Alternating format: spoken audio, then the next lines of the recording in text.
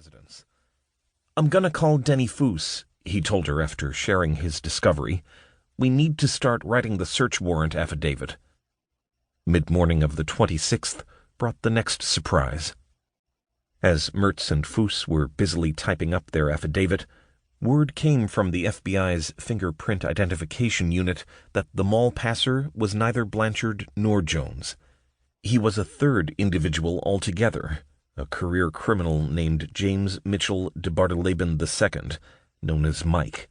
Moreover, DeBardeleben's rap sheet showed that he already was known to the Secret Service as a counterfeiter. The Treasury Agency had busted him once before, in 1976, for passing phony hundreds. He'd done 2 years of federal time for the offense. After a brief interval of embarrassed silence, Foos retrieved DeBardeleben's file and reviewed it. His worry turned to alarm as Foos leafed through the old records, especially the inventory of what was found in DeBardeleben's house, and a report by Agent Mike Stevens of his 1976 interview with DeBardeleben's estranged wife. Foos found the 6 feet 4 inch tall Stevens, called Stretch, at his desk in the Special Investigation Squad area. "Hey, Stretch," said Foos as he dropped DeBardeleben's arrest photo on Stevens's desk. "Recognize this guy?" Stevens did, instantly, and in the same moment felt something twist in his stomach. He looked up and answered slowly, "Yeah, I do." The pieces had begun to fall into place.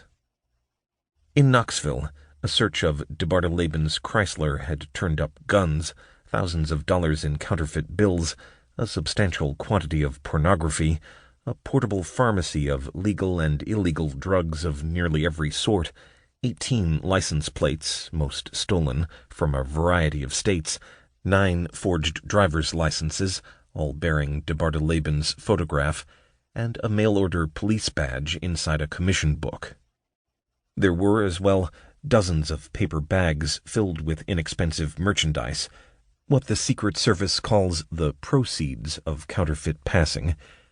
The agents found, for example, 2 JCPenney sacks.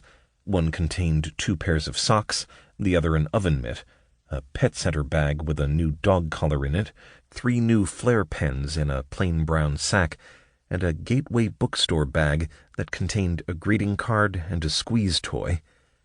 What they couldn't find was any clue as to where DeBardeleben kept his press and printing supplies, his plant in Secret Service parlance.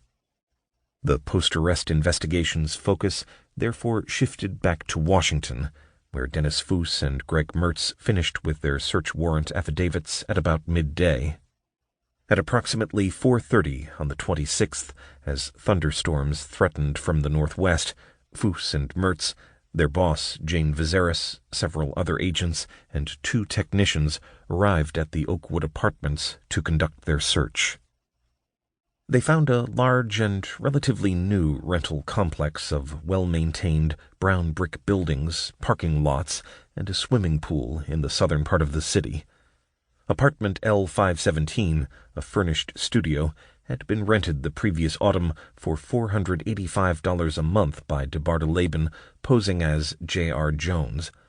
According to a card he'd given the Oakwood manager, Mr. Jones was a district representative for Opticon Electronics Incorporated in Glen Burnie, Maryland. The apartment was located at the end of a hallway. Foos opened the door using the manager's key, quickly surveyed the single room, then turned to Mertz. "We ain't done yet," said the agent. Instead of DeBardeleben's plant, the Secret Service team found a wholly unremarkable-looking bachelor's apartment with dirty dishes in the sink, articles of clothing lying about in casual disarray, a bed, a table or 2, and a television. It might have been a traveling man's room at the Holiday Inn, white walls, brown rug, for all DeBardeleben's personal imprint on the place.